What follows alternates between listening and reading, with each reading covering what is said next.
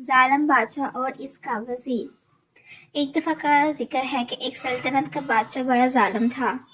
چھوٹی سی غلطی پر وہ غلطی کرنے والے کو موت کی سزا دیتا تھا، اور وہ موت کی سزا کے لیے بندے کو بھوکے شیروں کے پنجرے پہ کما دیتا تھا۔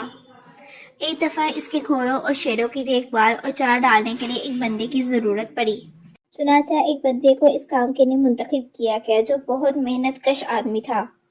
وہ بندہ ہر روز شیروں کو گوشت ڈالتا اور ان کی دیکھ بھال کرتا تھا۔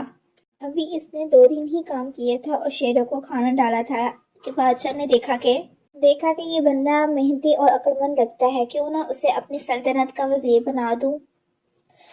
تو اس طرح بادشاہ نے اس آدمی کو اپنی سلطنت کا وزیر بنا دیا، اور پھر وہ آدمی سلطنت تمام امور اور بادشاہ کے گھر کی دیکھ بھال کرنے لگ گیا، اور اس طرح اس نے 35 سال بادشاہ کی سلطنت کی دیکھ بھال کی۔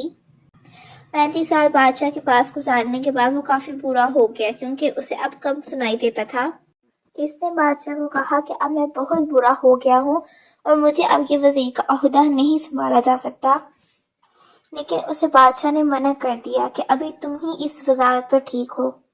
لیکن وزیر کو ڈر تھا کہ اب اس سے سلطنت کے زیادہ تر امور ٹھیک سے ایسا انجام نہیں دیے جاتے، اور کہیں ایسا نہ ہو کہ کسی غلطی پر بادشاہ اسے کوئی بڑی سزا کا حکم دے۔ اور پھر وہی ہوا کہ ایک دفعہ وزیر کی نگرانی نہ کرنے کی وجہ سے بادشاہ کے کچھ گھوڑے چوری ہو گئے۔ جب اس بات کا پتہ بادشاہ کو چلا تو بادشاہ نے غصے سے وزیر کو بلوایا اور اس سے گھوڑوں کی چوری کی تحقیقات کی تو قصوروار وزیر ٹھہرا۔ تو جیسے بادشاہ کا دستور تھا کہ چھوٹی سی غلطی پر وہ موت کی سزا دیتا تھا، تو بادشاہ نے حکم جاری کیا کہ اس وزیر کو فوراً بھوکے شیروں کے پنجرے میں پھینک دیا جائے۔ شیر اس وقت شدید بھوکے تھے اور بھوک کی وجہ سے بھپڑے پنجرے میں دھاڑ رہے تھے اور گوشت کھانے کے لیے بےتاب ہو رہے تھے۔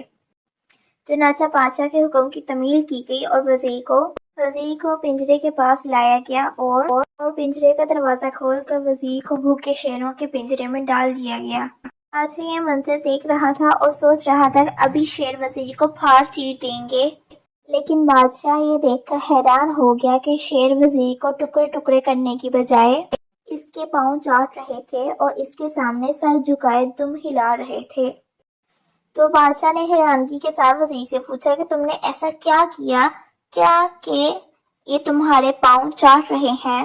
تو وزیر نے کہا کہ جب میں یہاں آیا تھا تو میں نے انہیں 2 دن گوشت ڈالا تھا اور ان کی دیکھ بھال کی تھی۔ یہ جانور ہو کر بھی میری وفاداری کو یاد رکھے ہوئے ہیں، لیکن بادشاہ سلامت، آپ نے میری 35 سال کی وفاداری نہیں دیکھی اور ایک غلطی پر موت کا حکم دیا۔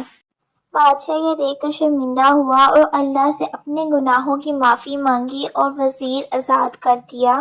اسی طرح دوستو، جب بھی اپنی زندگی میں کسی کو شامل کریں تو کوشش کریں کہ وفادار، عزت دار اور غیرت مند لوگوں کو شامل کریں، جو وقت آنے پر آپ کے ساتھ چٹان کی طرح کندھے سے کندھا ملائے کھڑے ہوں۔ وہ کہتے ہیں نا کہ اللہ دشمن بھی دے تو غیرت مند دے اور اصول پرست دے۔ اگر پوسٹ اچھی لگی تو فالو اور لائک کر دینا۔ شکریہ۔